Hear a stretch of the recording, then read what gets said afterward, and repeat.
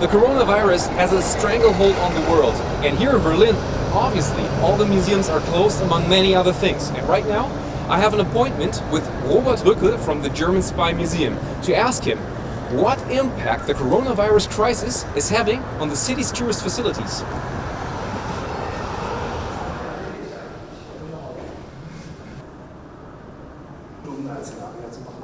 Was bedeutet die Corona-Krise für Ihr Museum? Ja, das Museum ist geschlossen. Damit ist das der GAU für uns natürlich. Denn wir sind als privates Museum natürlich absolut abhängig davon, dass Besucher zu uns kommen. Werden Sie so ein bisschen versuchen, irgendwie einen Blick in die Zukunft zu wagen? Wie geht es da jetzt weiter? Was meinen Sie? Na, aktuell sind wir ja bis 19. April diesen Jahres geschlossen. Ich befürchte, es wird nicht beim 19. April bleiben, sondern die touristischen Attraktionen werden noch länger geschlossen bleiben. Wie lange, das wäre ein Blick in die Glaskugel, den man kaum wagen kann. Und vor allem auch dann wird der Tourismus ja erst ganz langsam, also selbst nach der Krise, wieder anfangen. Bis die Leute wieder Reisen buchen, bis sie wieder Urlaub buchen, wird das Monate dauern, ganz sicher. Bis also ein erklecklicher Anteil an Besuchern wieder zu uns kommt. Mit Ihrem Verein vertreten Sie ja auch andere Museen und Kinos, öffentliche Stadttouren. Wie ist die Stimmung dort gerade?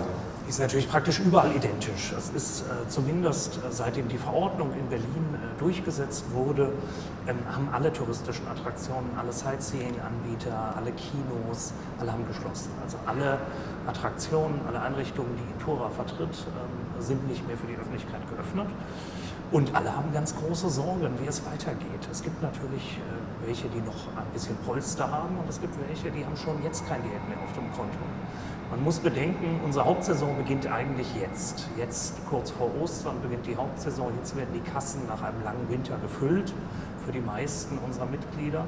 Und das bleibt jetzt aus. Die Kassen sind leer nach dem Winter und es kommt jetzt nichts Neues herein. Wir brauchen also ganz, ganz schnell Gelder. Was bedeutet diese Krise jetzt nicht nur für Sie und für die, die Sie vertreten, sondern vielleicht so grundsätzlich für den Tourismus hier in Berlin? Ich glaube insgesamt, Tourismus ist etwas Starkes. Ich glaube, der Tourismus wird wieder zurückkommen. Auch in Berlin spielt der Tourismus, wir sind die drittmeistbesuchte Stadt in Europa, eigentlich eine sehr, sehr große Rolle. Ich glaube, dass das langfristig keine Auswirkungen haben wird auf den normalen Tourismus. Ich könnte mir vorstellen, dass es im geschäftlichen Bereich durchaus Auswirkungen hat. Vielleicht erkennen die Leute, dass eine Messe nicht zwingend sinnvoll ist und man viele Dinge auch ohne Messe regeln kann durch Virtual Reality, Telefon etc. Das Erlebnis vor Ort, das Erlebnis einer fremden Kultur, einer fremden Stadt, einer fremden Geschichte, das wird sich niemals virtualisieren lassen, sondern dieser Tourismus wird wieder zurückkommen. Die Frage ist nur, wie viel der Anbieter es dann noch gibt. Diese Krise wird ja auch hoffentlich irgendwann vorbei sein. Was glauben Sie, was kommt danach? Wie geht es danach weiter? Ja, es wird dann sehr, sehr lange dauern, bis die Besucherzahlen wieder ansteigen. Wir müssen dann natürlich ganz viel machen im Tourismusmarketing. Wir müssen den Leuten sagen, es ist sicher, ihr braucht keine Angst mehr haben, reist.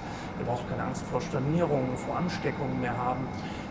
Und dann werden, glaube ich, irgendwann die Leute wieder anfangen zu reisen. Aber natürlich wird das viele Monate dauern und sich sicherlich, bis wir wieder normales Geschäft haben, mit Sicherheit bis ins nächste Jahr hineinziehen. Davon gehe ich fest aus.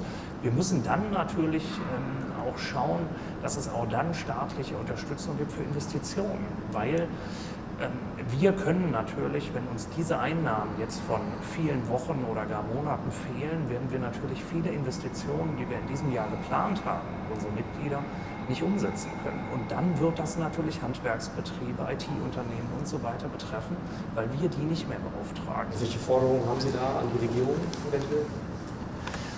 Es wird jetzt gemacht mit Liquiditätshilfen. Liquiditätshilfen sind natürlich ganz, ganz wichtig, damit wir unsere laufenden Ausgaben finanzieren können. Aber wir haben eben viele Unternehmen, die haben mit Krediten kaum etwas zu tun gehabt bisher. Das sind alles touristische Unternehmen, viele kleine Unternehmen, die kennen sich mit so etwas nicht aus. Und die haben auch ganz große Angst, jetzt Kredite aufzunehmen, wo sie nicht wissen, ob sie die jemals wieder zurückzahlen. Ich glaube, nur mit Krediten lässt sich der wirtschaftliche Abschwung in unserer Branche nicht auffangen, sondern es muss dort auch tatsächlich Unterstützung geben. Da fordere ich nicht, dass jegliche entgangene Gewinne jetzt uns ausgezahlt werden. Das wird gar nicht leistbar sein. Aber wir haben natürlich fixe Kosten, was die Mieten angeht, was langfristige Werbeverträge angeht und natürlich auch, was unsere Mitarbeiter angeht. Da gibt es Kurzarbeitergeld, das ist aber nur 60%. wenn die Krise länger anhält, wird niemand mit 60% seines Gehalts überleben können. Und da muss sehr viel mehr passieren von der Politik, dass es nicht nur um rückzahlungspflichtige Darlehen geht, sondern eben auch um feste Mittel, die wir behalten können, um sie dann einzusetzen und zu investieren. Dankeschön und viel Erfolg für die Zukunft. Danke.